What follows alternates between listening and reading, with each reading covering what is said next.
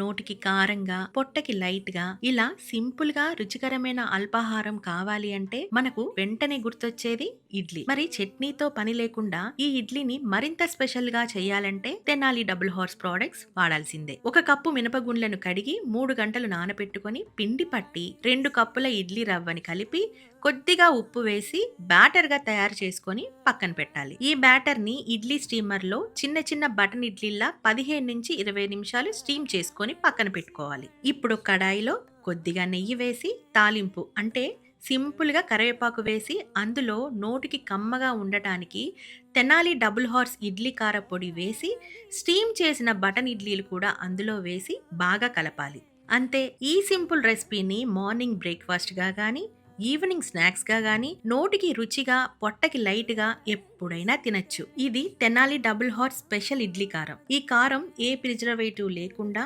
Organic స్టైల్లో తయారవుతుంది. అందుకే పిల్లల దగ్గర నుంచి పెద్దల వరకు అందరూ సేఫ్ గా తినచ్చు. తెనాలి డబుల్ హార్స్ రుచికరంగా ఉంటుంది, అనుబంధాల్ని పెంచుతుంది.